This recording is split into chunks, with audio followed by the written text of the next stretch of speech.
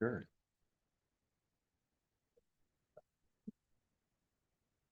Okay, I guess it's time to start our meeting. So I'd like to thank everyone for attending the Committee of Adjustment meeting, and I'd like to remind everyone as we get underway, this meeting is in person and online through Zoom and is being recorded.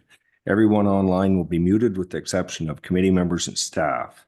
All comments and questions are to be directed through the chair from committee members, staff, and public. I'd like to remind committee members that you must speak into your microphone so everyone online and in person can hear you. For those attendees that are online, your video picture will not be displayed. You will be muted and you will not be able to unmute yourself during an application you have not requested to attend unless you raise your hand. At the beginning of each application, I will call the applicant forward. The owner or applicant in attendance may come to the table to your right to speak with committee. This microphone is live and you must speak into the microphone. If the owner or applicant is online, you will be unmuted. The committee will ask for comments from the public during each application. Please provide your name and address for the public record. All comments, questions should be directed to the chair and only speak when it's your turn. If you're in person, would like to speak to an application one at a time, you may approach the podium and speak. This microphone will be live. If you're on the video portion of the Zoom meeting and you'd like to speak and your microphone is muted, please click on the raise hand button located in the bottom of your screen. Staff will notify me that you wish to speak. If you're attending by telephone and you wish to speak, please dial *9 to raise your hand, which will signal staff that you wish to speak. Once a decision has been made concerning your application, you're welcome to leave the hearing while the committee continues with the next application.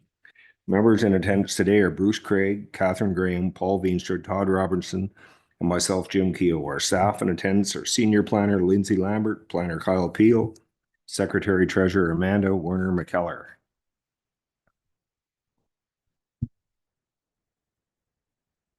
The first item on the agenda is the adoption of the agenda. Do any committee members have any changes they wish to make? None here. No. No. No, sir. Nor do I. Yep, we need a mover and a seconder to move the agenda along. Moved by Catherine, seconded by Todd. That the agenda be adopted as circulated. All in favor? Yes. Yes. Yes. And I am also carried.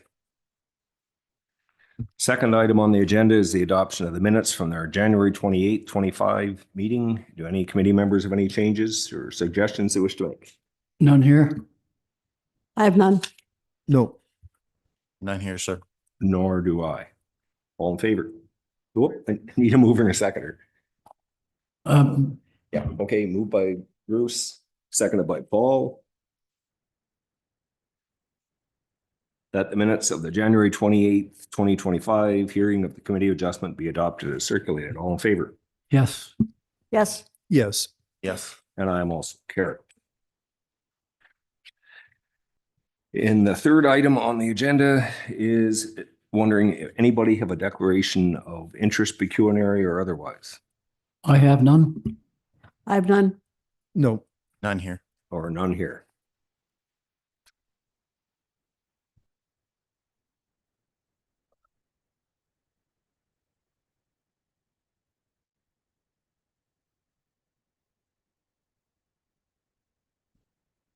Okay, the first order today of new applications is D13-2025-004-8 Jack Straw Lane. Amanda. Yep. The application is requesting a permission to expand an existing legal non-complying dwelling, a 1.5-story attached garage and mudroom, as well as an attached covered entry are proposed to be added to the existing dwelling. The existing dwelling is legal non-complying with respect to the minimum front yard provision, minimum water body setback, maximum lot coverage, and minimum interior side yard. The proposed attached garage addition involves an expansion to the height of the existing legal non-complying dwelling. Okay, thank you, Amanda. Lindsay, give us your report, please. Thank you, Chair, and through you. So as noted, this is a permission application and it's a proposed mudroom garage addition and a covered porch addition with a combined footprint of 97.4 square meters. to the existing legal non-complying dwelling. The non-complying aspects of the existing dwelling are with respect to the minimum front yard provision, minimum water body setback, maximum lot coverage, and minimum interior side yard. Staff's review of the application has concluded that it is consistent with the policy tests in the township official plan with respect to the expansion of a legal non-complying structure. The proposed enlargement is limited and it is in appropriate proportion to the existing structure. No adverse impacts are anticipated. Development is not encroaching within the existing water body setback. The proposed height remains compliant with the maximum height provision of the shoreline residential zone. No comments have been received to date from members of the public, and the CRCA has confirmed no concerns with the proposed development based on its review of natural hazard policies and regulations. Therefore, the application is recommended for approval per the details and conditions included in the staff report. Thank you. Yeah, thank you, Lindsay. Amanda, is there any other public comments you have heard? No, just the comments from the Conservation Authority. We've not received any further written public comments. Okay, thank you, Amanda. Is there anyone in the audience that wishes to speak to this application? We have no one in the audience and no one online looking to speak to the application. Okay, committee members, any questions or anything about this application? I had questions about the septic system, but I see that that is being addressed. But I'm wondering if the owners have decided on which type of system they're going to use. If the agent or owners would like to come forward to the table to answer that question, if you're here. Is anyone here for 8 Jack Straw Lane? If you want to come up to the table, just at the end of the table, it's okay.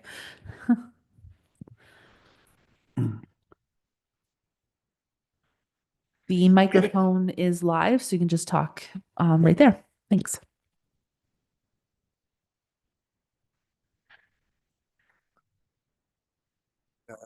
Question pertaining to the septic system? I had questions originally about the septic system, but I see, according to reading the reports, that you are investigating that. But I'm just wondering, there were 3 options of the type of septic system that you could use. I'm just wondering if you made a decision. Yes, I had submitted a couple of weeks ago the septic design and Elgin type system with all the details prior to the committee meeting. Okay, thank you. That's all I have. Yeah, Catherine. And through your chair, this is a bit of a follow-up. Are there plans to have plumbing facilities, a bathroom or anything like that in the addition? There would be new laundry, washer, dryer, and sink basin. As part of a mudroom type of thing. Yeah. No additional bathroom or anything like that? No. Paul, any Yeah, questions? nothing here. Todd? Through you, Chair, just a question for the applicants, more of a confirmation, I guess. There will be no day-to-day occupancy of the addition in any way, so it won't be a living space per se. It's strictly going to be a garage laundry room area. Yes, there's the second story, the loft there is That'll be above a the- bedroom. Yeah, it's a half story. Okay. Yeah. The genesis of my question comes from the expansion or the requested increase in the lot coverage percentage. So perhaps then a follow-up question to the township, again, through your chair, is the 17.6% that's noted there as the requested increase in lot coverage. Is that consistent with, to your knowledge, with properties that are in that area? Okay, Lindsay, you want to answer that? Thank you, Chair, and through you. Yeah, staff did complete a site visit in our review of the application and reviewed the general area, are familiar with Jack Straw Lane. There was an application that was fairly similar that was before the committee and approved. last year for a similar type of construction. In staff's review, when viewing the property from the road with the addition in place, it would not be out of character, and it's a similar built form and coverage to other properties within the area. And again, as concluded, is not anticipated to cause any adverse effects on neighboring properties. Okay, thank you very much. And I do note the lack of comments from neighbors as well. So obviously no objections there. So thank you. Yep, good, Todd. I have no objection or any questions, so do we need mover and seconder for this? Okay, moved by Catherine, seconded by Paul. Moved by Catherine, seconded by Paul, that application D13-2025-004 be approved, subject to conditions as included in the planner's report and the decision of the committee, and we're ready to vote. Yes. Yes. Yes. Yes. And I am also carried.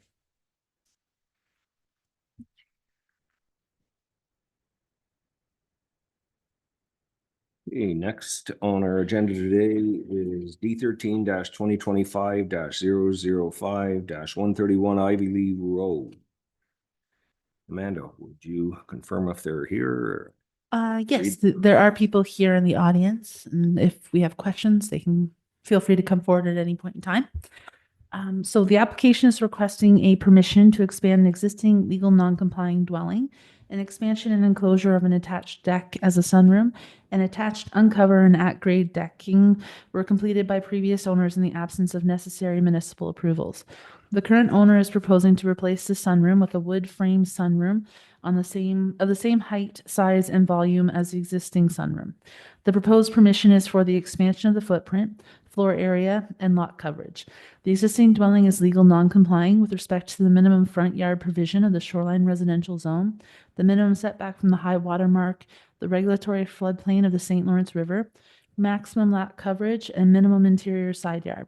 The application is also requesting a minor variance for zoning relief from the minimum interior side yard for an existing attached uncovered deck located at the northeast corner of the property. Okay, thank you. Kyle, would you summarize your report, please, and give us a recommendation? Yeah, thank you, Chair, and through you. So as noted, this application is a combined minor variance and permission application looking to expand the existing legal non-complying dwelling. The proposed development in this case was initially circulated to planning through a building permit application for a sunroom rebuild. It was identified by the building department at that time that there was no record of historical permit issuance for the sunroom, which was proposed to be rebuilt. At that point, planning and building staff further reviewed our files, aerial imagery records, and historical pictures, and determined that the sunroom was built sometime between 2006 and 2008 without municipal or agency permits or approvals. It was further noted during that time period, a portion of the attached uncovered decking was also constructed without permits or approvals. As such, staff clarified to the applicant that to rebuild the development as proposed, a combined permission and minor variance application would be required to legalize the existing development and permit the proposed like-for-like rebuild of the sunroom. In this case, as the development appears to have existed for over 15 years, staff do not anticipate any further impacts as a result of the development proposed through this application.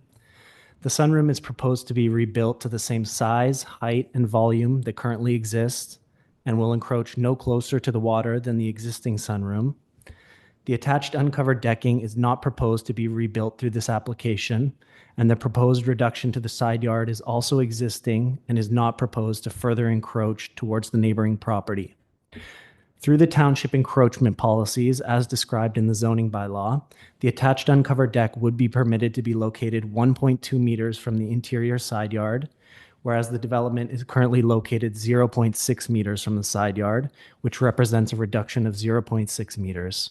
In terms of lot coverage and the prevailing pattern of surrounding development, the property in this case is well undersized as compared to the zoning requirements, similar to many Ivy Lee properties, and the scale and built form of development is consistent with surrounding properties in the Ivy Lee settlement area. Staff have reviewed the limits of the floodplains on this property with the Conservation Authority, who in turn provided comments noting no concerns with the application based on their consideration of natural hazards and regulatory policy. To conclude, the application has been found to be consistent with the applicable policy tests and the policies and regulations of the land use planning documents of the township. As such, planning staff recommend approval of this application per the details and conditions enclosed within the staff report. Thank you. Thank you, Kyle. Amanda, are there any other public comments that we've received? Yes, we received the comments from the Conservation Authority with no objections. And we also received comments from the neighbors Daniel Green and Christine Megan Green, expressing concerns as the proposal will directly impact drainage, lot lines, and property values, concerns with compliance with the township's official plan, the CRCA, and their interests. This is in addition to the continued negative impact to their property by the illegal non-compliance construction, alterations of the previous owner of the subject property. Thank you, Amanda. Is there anyone in the audience that wishes to speak to this application? Okay. No. Yes. Okay, you're the agent. I believe there's a lady in the back that wished to speak. You can come to the microphone over on the other side. Okay.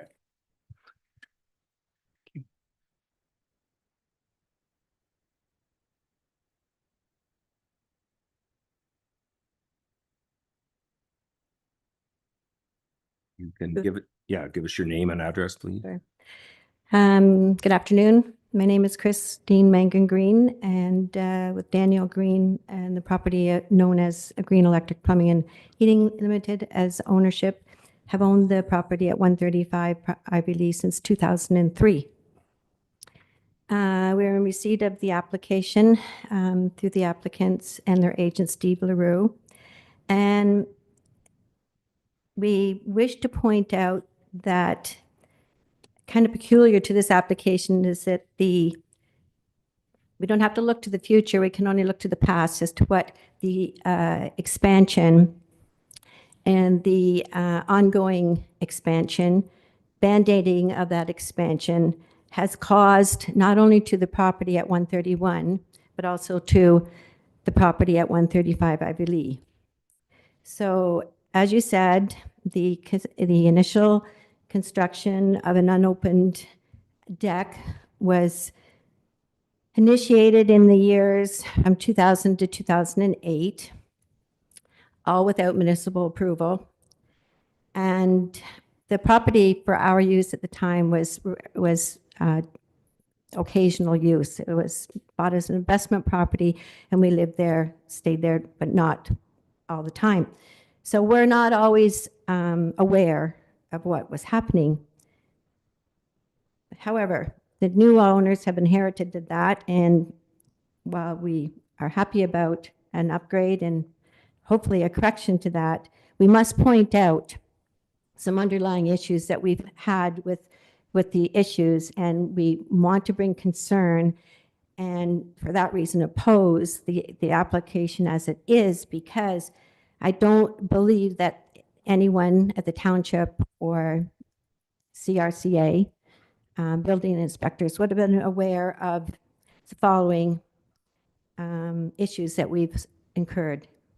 So the grade alteration was not as is today. And I emphasize the inaccuracy of the applicant's statement that an expansion and closure of an attached deck as a sunroom and attached uncovered and at-grade decking were completed by the previous owner without necessary municipal approvals. We acknowledge that when we acknowledge that each and every change to the property was done without necessary municipal approvals.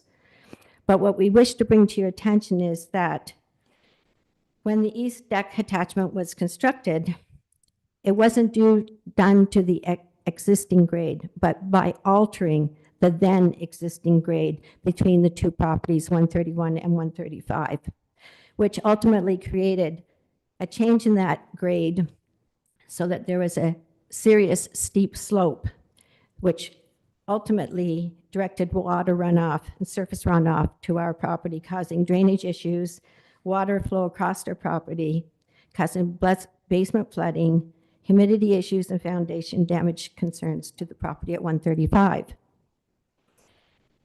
The owner at the time was made aware of it. Subsequent band-aiding, even taking the big old pipe that was drained everything to our property, was somewhat changed. The soil erosion and washouts, particularly due to the steep slope, continued and created hazardous and unsafe walking. It created a loss of use and of yard lot space and how it was utilized in the unopen space, or the open space between the two properties, which at one time were one property. They were severed in 2003 to create two parcels. So our concern is that in the rebuild, the grade will be part of concern for the committee here today. Obviously, we've incurred costly long-term costs of maintenance and reinforcing foundation and basement mold control as a result of this.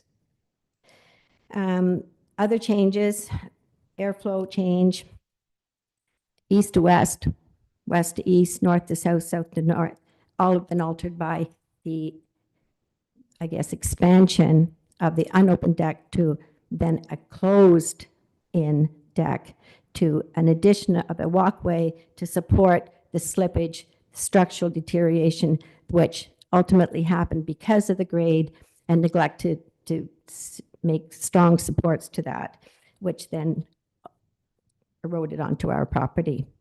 And I might point out too that hopefully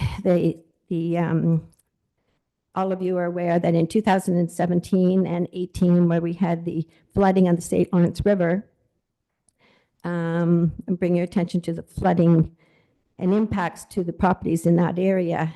And at 131, there was considerable sliding and deterioration of that now existing expansion. And we would want to make sure that going forward, that is of concern and addressed, which ultimately slid onto our property. Boards deteriorated. And again, they required more lot line encroachment to support that slippage, structural deterioration. And I might bring to your attention too that because of the tightness of the properties and the space, they utilized the property of 135 to address those issues and to do the expansions. And we want that to be considered as well, if and when it is approved. Okay. There wasn't any consideration to sunlight blockage and changes and alterations by enclosures. So we might point out that that's an issue of concern, is particularly for a riverfront property, and that's why you're there, to enjoy the sun. In addition to our personal concerns of the property at 135 and to maintain and secure our property value, which again would also ultimately ensure the property value of 131 and all surrounding areas of the property, we have a question. As you know, you've already said that the minimum front yard provisions and the minimum interior side. We do have questions with regard to the 4-foot interior side, and we would like an updated survey plot plan because the diagram and the survey there is dated, and there's been a lot of changes since then. The pegs are underneath the deck for the severances, so we'd like to make sure that that's well looked after and it maintains everyone's concerns. We also have concern that the 1.2 meters in section 3.39B are maintained. We do feel it's important, again, because of what we've experienced, that any band-aiding, any slippages, structural deterioration had to be accessed from 135, and we understand that you need to have the 1.2 or the access on your own property in order to make sure you can do them from your own property. I guess overall, the zoning and the precedents that this application, if approved, would be setting is also of deep concern, not only as a property owner in the immediate, adjacent to the property, but in all waterfront properties. And, the RS zone compliance is 13% or 10%. And the application indicates that this is a 25.2% increase and going to 31.5. And I might point out that, as we all agree, the existing expansion from supposedly 10% to 25.2% is illegal at the time because it didn't have municipal approval. And now we're really looking at a 21.5% expansion. Not the difference between 30.5 and 25.2. So we question whether that's consistent with other approvals. And I do point out, just a brief review of the zone bylaw, 5.6C. I could see one at 11.4% and another one at 13% in the Ivy Lee area. So I think this supersedes any former approvals. And then in the bigger picture, while this application addresses only the east deck expansion, if you look at the bigger picture of all the additions, all done without municipal approval, and the plot and the permitted lot coverage on the lot,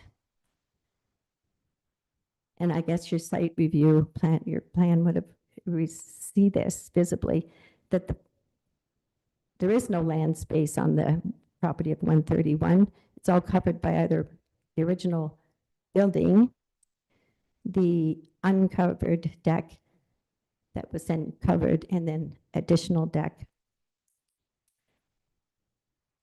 And I'm not the planner, so I don't know the concerns of that, but I don't think that that is totally consistent with the other properties in Ivy Lee. Most of them do have land space, and the building does not cover close to 90% of the property lot size.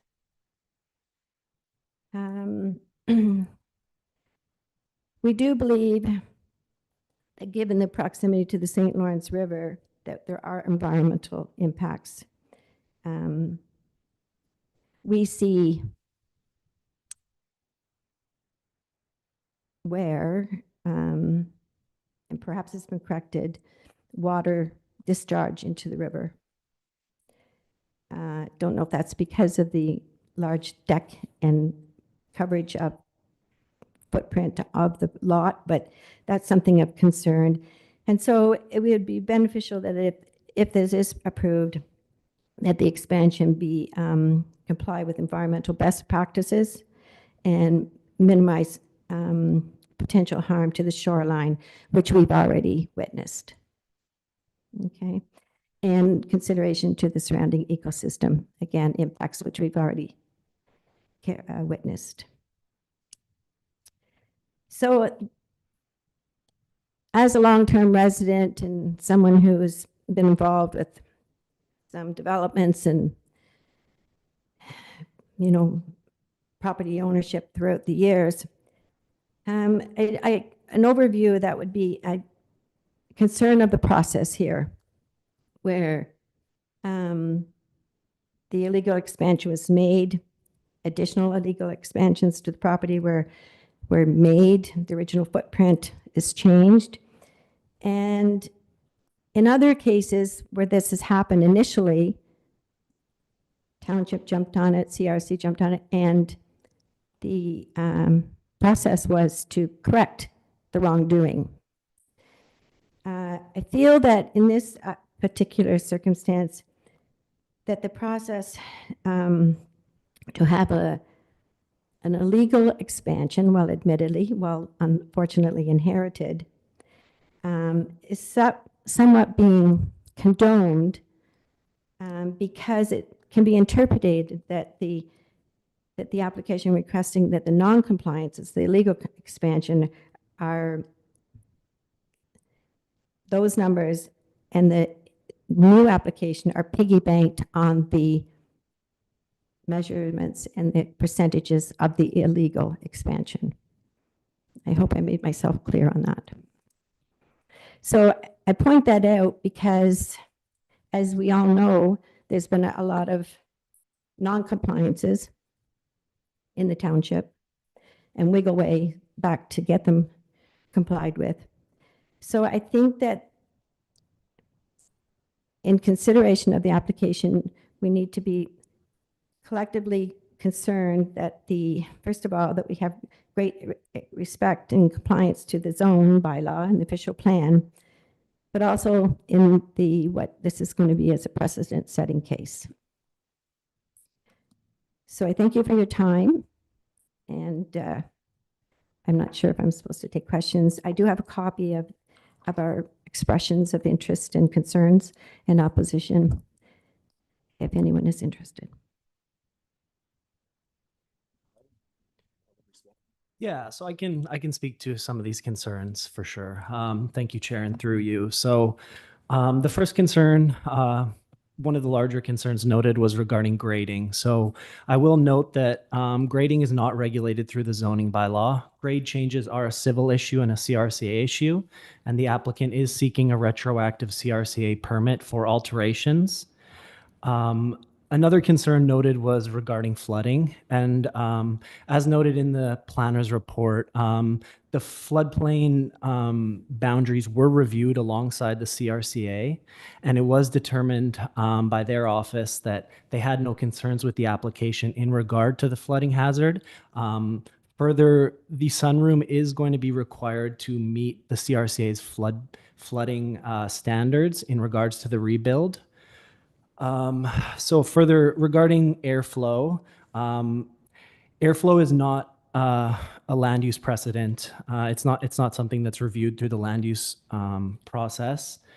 So regarding sunlight, with the properties being faced north to south and the sun setting east to west, there are going to be effects from each house onto the other house in regard to sunlight.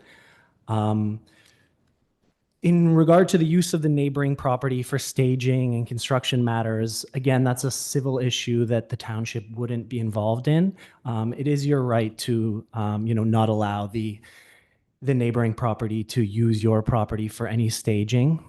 In regard to the maintenance of existing setbacks, I would further note that no setbacks are proposed to change through this application. All existing setbacks are going to be maintained. The existing sunroom will be built to the same size, scale, and volume that currently exists. Regarding the discussion regarding lot coverage and concerns regarding other properties, I would just note that ultimately every application is reviewed individually. There's no precedent setting in regarding land use applications. So in that sense, in this case, we're looking at lot coverage based on this property solely. I would also further note that all the lot coverage is essentially existing. This is a sunroom that's, as noted, existed for about 15 years. So the increase in lot coverage has essentially existed for 15 years. We would just be legalizing the increase in lot coverage through this application. Regarding the proximity to the river and concerns regarding the ecosystem, we do have conditions included in the recommendation to address water quality. Again, this application was reviewed in conjunction with the CRCA, who reviewed it based on their consideration of natural hazards and regulatory policy considering the river and the ecosystem. And the CRCA have submitted comments noting no concerns. Again, regarding other properties and whether or not they've been required to comply or whether this property has been required to comply, I again would reference back to the piece that there is no precedent setting regarding land use applications. Every application is looked at individually. So in some cases where they have been made to comply, there's likely differing circumstances than what's going on in this case. And likely just again, to echo my last point, you had noted this is a precedent-setting case, and I would just again note that there is no precedent regarding land use applications. They're all looked at individually. Thank you, Chair. Okay, I have one quick question. Kyle, kind of refresh your memory. So what is the total lot coverage currently? It's not going to change. So what is it now? Let me double check for you to make sure I'm quoting the right number here. Maybe we'd all like to know that, you know, it was brought up. Yeah, so existing lot coverage is 25.2%, and the proposed is 31.5%. So just under a 7% increase. But I would note that while 7% may seem significant, the size of the lot is pretty small. So the increase in lot coverage is relative to the size of the property, essentially. Okay, thank you, Kyle. Okay, I'm gonna, If I could just offer some further clarification. Yeah. Just in terms of the way that the township zoning bylaw calculates lot coverage, all of the uncovered decks are not included in that calculation. So it's the main structure, the addition, and any accessory structures are what are considered part of the overall lot coverage of the property. okay, thanks, Lindsay. Someone else, committee members, do you want to start? Bruce, you have questions for? No, I think Kyle covered everything that I sort of had in mind to say, so I'm good at this point. Catherine. I still have a question about the lot coverage. So you indicate, Kyle, that the existing lot coverage is, as I take it, 25.2%, or is it the 31.5%? So it's 25.2%, but if we're considering the sunroom, which as noted has existed, then it would be 31.5, but the sunroom was never legalized. So the sunroom, the lot coverage in turn was never legalized. So that's the increase in lot coverage. I visited the site and wore my highest boots and got them filled. But when were any of the inspections undertaken before the big snow? They weren't, but I can assure you, I did sort of walk around the property. I'm not sure if anyone was there after me, but I did indent things quite a bit, and Lindsay can confirm that I got pretty wet doing it. So I didn't sort of do a half-baked site inspection. I did circle everything. No, I respect that certainly, but I'm wondering about the concerns related to drainage. When a property is under a significant amount of snow, you don't actually see what is happening with the land itself, right? And I'm wondering, maybe asking, if we have any photographic or other record of the properties in question, particularly the applicant property, when it's not covered in snow. We do have some pictures, but nothing that I would say speaks to drainage. Largely, they're pictures taken from the river, from a canoe, or taken from the top of the property. So we do have some pictures, but nothing that sort of raised any concerns for staff regarding drainage. So there hasn't been a walk-on and inspection of the property without the snow. That's correct. Thank you.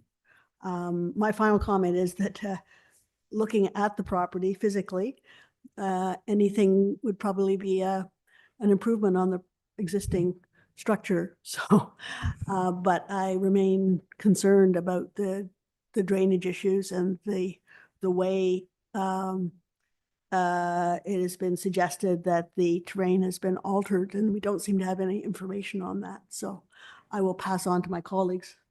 Paul. Through you, share it to Kyle. Does the township have a drainage bylaw? Not that I'm aware of, no. Okay, so when, So we do have policies that a drainage has to be directed to your own property. You can't essentially have, a drain that directs onto a neighboring property, but that's the extent of the drainage rules, to my knowledge. yeah, so in this situation, they would apply for a permit, probably submit the site plan. The site plan would indicate drainage. Would that, Yeah, if we were talking about sort of a roof or something similar, it would be reviewed through essentially the CRCA permitting. They do review grading and by extent drainage, but from a township planning perspective, it wouldn't be something that we review. okay, thank you. Todd, any questions? Yeah, through you, Chair. Thank you for clarifying the lot coverage because I had the similar question and was confused. So in essence, it's not changing what is there, but what is there didn't have approval in the first place, basically. My other question, if the applicant was not rebuilding and putting a more permanent structure there, would the existing structure be considered like a temporary structure, or would it have required a permit because it's there all the time, quote unquote? The primary dwelling, No, the just the sunroom. the sunroom, Like yeah. I attended the site and it's a vinyl sided, like, high end type vinyl sided thing, but it's not permanent. It doesn't seem permanent anyway. Yeah, so it's my understanding that it would require a building permit. It would 100% require planning approvals, however. Essentially, anything that's done to this house in terms of an expansion of the footprint will require planning approvals just due to the proximity to the water. So in terms of the building permit, I'm pretty sure, but the planning approvals, I'm 100% sure. Okay. Oh, and then I think my only other certainly significant concerns expressed by a neighbor and, in the year and 2 years now that I've sat with this group, understand that, there's a lot of processes after ours through the building permit process. So it's my hope that a lot of those concerns would be more applicable perhaps at the building permit process and the CRCA permitting process. So thank you. I don't have a whole lot to add other than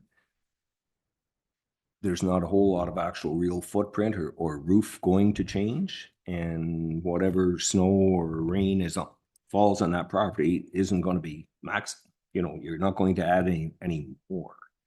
And as far as dumping water on somebody, if you direct a drain onto somebody else's property, that's dumping. But if it's just natural snow melt, I mean, that happens. If you're out in the country and your farm's below somebody else's, I mean, you might not like it, but there isn't a whole lot we can do to change that. So, well, I don't have a whole lot to add to it.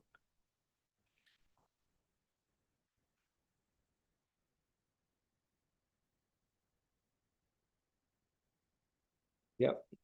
Is there anyone else in the audience that wishes to speak to this? Hi. Oh, yep. If you can come ahead up to this one. Yeah, that's fine. Hi, I am Pam Stracker and I own the property at 131 Ivy Lee. We just bought it a year ago in February. We are from Vancouver and I grew up in Brockville. And, as an 18-year-old, you can't wait to get out of a small town. And as someone getting on in age, I can't wait to come home to my hometown. And, finding that little tiny cottage in the middle of Ivy Lee was just an absolute dream come true. It is a 800 square foot cottage with a 200 square foot sunroom, very, very tiny in the midst of some very large properties. And it was just a blessing and a gift. And, we did a title search on the property. We're very conscientious people. We have asked all the neighbors for if they had any concerns. None were expressed to us from any of the neighbors prior to this time. And we have had a great opportunity to sort of understand, we're very involved in the ocean out in British Columbia, and we recognize that the rivers a sacred thing. I grew up on it. My dad grew up racing boats on it. And we're just, truly blessed to be there. And we honestly wouldn't have had that chance if the cottage hadn't have been so small. And that 200 square foot sunroom is, a very significant part of the joy at night and sitting outside in a screen location. We're not going to add any plumbing, any heating, anything dramatic. And, we have really put an effort in to make sure we're following the appropriate steps. We did not want to try and circumvent the process. I can see what happens when 17 years ago, that kind of thing may or may not happen. And so we've been really diligent in saying we want to go through everything and accommodate all of the requests and requirements to make sure that it is appropriate. So I appreciate you listening to me. Thank you very much. I'm wondering if I could ask the owner a question Absolutely. through you, Chair. What would be your timeline for the reconstruction of the sunroom? I have a really loud voice, so people generally don't want me to talk into microphones. But, my understanding from the contractor is that, he thinks it would take, maybe 2 months max. So it just depends. Sorry, my question is, when would you anticipate starting? That's a great question. Ideally, we would like to start in April, but it will depend on their availability. We've been involved in the process now since October, so he's kind of pushed back his timeline. So that right now is our target is April to start if we were able to.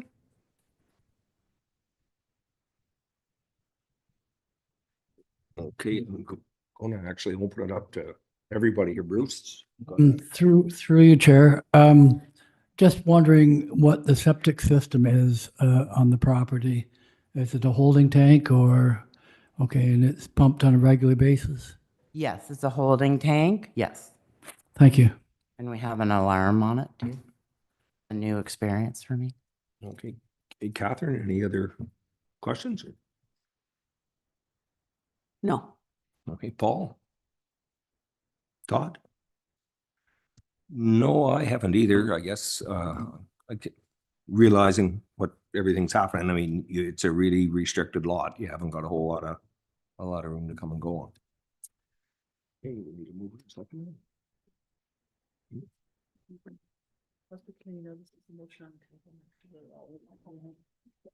Hey, committee members, you realize the motion on the table is to approve it subject to conditions as included in the planner's report and decision of the committee. Everybody realizes that's what. Yeah, and I need a mover and a seconder to start the process. Moved by Paul, Bruce will second. seconded by Bruce.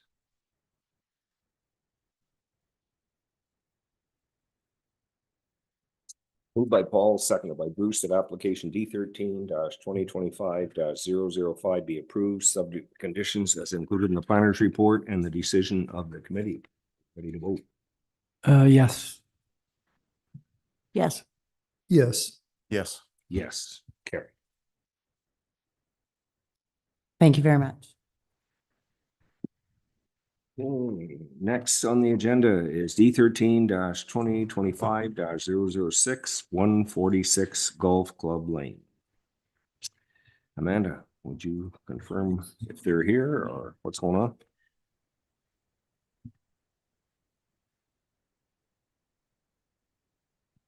Yes, we have the agents online today.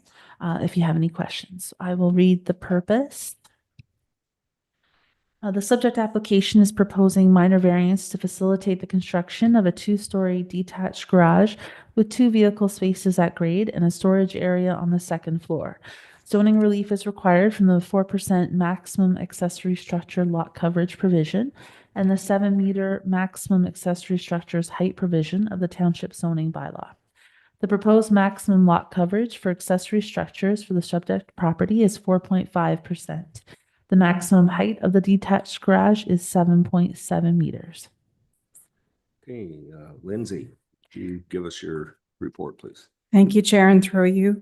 This is a minor variance application that's seeking zoning relief from the maximum accessory uses lot coverage provision and the maximum height provision for accessory structures. The proposed zoning relief would facilitate the construction of a two-story accessory structure for vehicle parking on the main floor and storage on the upper floor, and the size of the proposed structure is 62.4 square meters. Township Planning Staff's review of the application has concluded that it meets the 4 tests of a minor variance under the Planning Act. Adverse impacts are not anticipated. The proposed structure is compliant with all other performance standards, including the minimum 10-meter setback from the private right-of-way and the minimum interior side yard. No comments have been received to date from members of the public, and the CRCA, of course, with the proposed location of the structure, have no concerns with it based on its review of natural hazard policies and regulations, and therefore staff are recommending approval of this application, subject to the details and conditions in the staff report. Thank you. Okay, thank you. Amanda, any other public comments been received? We just have the comments from the Conservation Authority, and we've not received any further written public comments. Okay. Is there anyone in the audience that wishes to speak to this application? No, we have, we have the agent. You can go ahead and speak, but no one else in the audience from the public looking to speak to it. Okay. Great, thank you very much. And through you, Mr. Chair, my name is Alicia Ackroyd, and I am the agent on behalf of the applicant for 146 Golf Club Lane. The applicant was unable to attend today, so I'm attending for him. But yeah, basically, we just wanted to pipe in and say that we have reviewed staff's report and we agree with the staff recommendation, but we are present if either the committee or any members of the public have any questions for us. So thank you very much. Okay, thank you. Committee members. Bruce, any questions?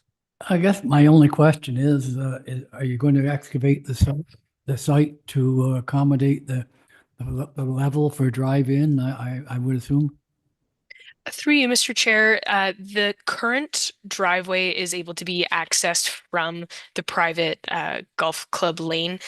There is obviously a grade change for where the proposed garage is going to be. So there will be, with the sort of standard development of that garage, potentially some alteration in that location. But from what I've experienced so far in visiting this site, you're able to sort of get right from that private lane into the existing driveway right now, at least. Okay, thank you. That's all. Catherine. I have a couple of questions following on my colleague's question. Do you anticipate that blasting will be involved to get to grade? Through the chair, I'm not able to speak on any sort of, site alteration specifics. Just not trained in that. So, and I'm not able to sort of provide context on the actual building development. So I would have to defer to any future contractor on the site or the project to be able to speak to that. Thank you. My second question concerns the existing drilled well. It Yes. seems to be in the middle of the entrance to the proposed garage. What is going to happen to the well? Thank you very much for that question. And through you, Mr. Chair, the existing drilled well is proposed to remain on the site as is. The current driveway configuration is gravel, so there's no sort of paving that's going to be involved with sort of fixing, or changing that drilled well location. Based on my understanding of the elevations for the design of the garage, there is sort of that sort of vertical median that you see often in garages that sort of separates the two bays. That's my expectation, is that it's not going to be in the actual traveled path and accessing the garage. Thank you and good luck. My final comment, it's a comment, not a question. When I visited the site, I'm not sure who is responsible for the staking of the site, but under current climatic conditions, it was very, very difficult to see the actual perimeter of the proposed garage. There was very flimsy yellow. You are at all involved in staking properties that come for application, a more visible staking would be very, very helpful. Paul? It's pretty straightforward. I have no questions. Yeah. Todd? No questions here. Yeah, I guess I broke the rules. I went before the snowstorm, so I could, I could see the string, but I imagine the snow settled it a bit. So, yeah, I have no questions here. So that being said, we need a mover and a seconder. Moved by Todd, seconded by Catherine. That application D13-2025-006 be approved subject to conditions as included in the planner's report and the decision of the committee. We're ready to vote. Bruce, yes. Catherine, yes. Yes. Yes. And I'm also carried. Thank you very much. You're welcome.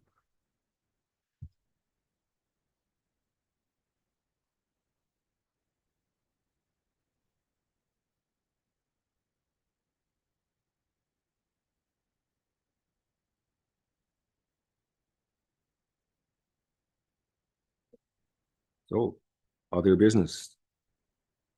Who wants to be chair? Yes. Is there any discussion that anyone wants to have? We can keep it status quo. Or if anybody would like to nominate somebody else or anyone want to volunteer for chair or vice chair, you're welcome to do so now. Catherine, how about chair or vice chair? Well, if asked to serve, I'm quite comfortable with the current leadership, so I'm not about to execute a coup. I'll leave that to a fellow Canadian, I understand. Well, The citizenship is being questioned at the moment. I don't anticipate being on the next, serving on the next term. So I'm just kind of offering vice chair up so that someone can gain experience. So I just want to throw that out there. Anybody else? Okay, so what I'm hearing is Bruce is offering up vice chair if anybody would like to volunteer. Otherwise, we keep it as is. Well, I'm happy to volunteer if Bruce is willing to have volunteers. Okay, so what we're looking at then is keeping Jim as the chair and Catherine as the vice chair. So I'm seeing heads nodding, so I'm going to finish the resolution and we'll just be 1 second.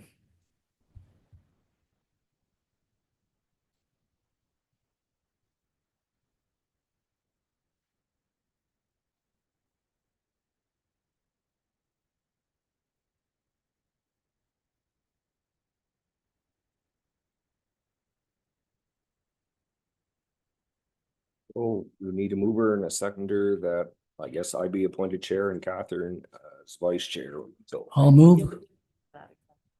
oh, I did. I thought I did. So, what do you, Yep, just read it. that Jim Keo be appointed chair and Catherine Graham be appointed vice chair. We need a mover and a second. I'll move, Bruce. By Bruce, seconded by Paul.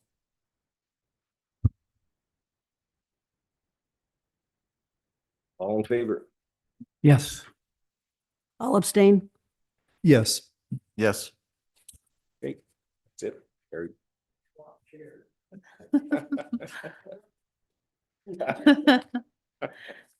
Like I said, doesn't matter to me, whatever works.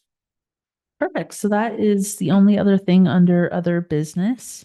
We will have probably 3 applications coming forward for March. One is on an island in the Charleston Lake. So no boat rides are being conducted. So they have given us some photos. It is for a boathouse.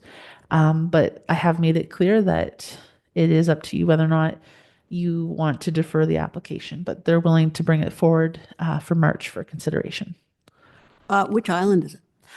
It is Hawk Island, so the south end of Charleston near Big Waters, north of Escott. Yeah.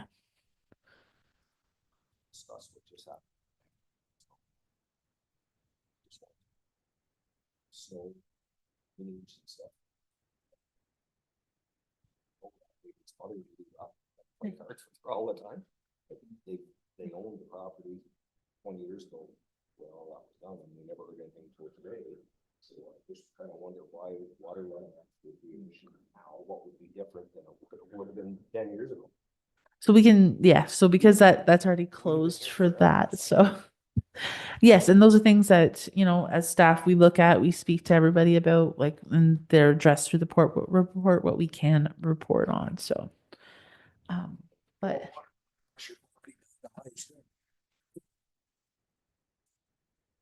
But if that's it for today, we just need a mover and seconder to adjourn.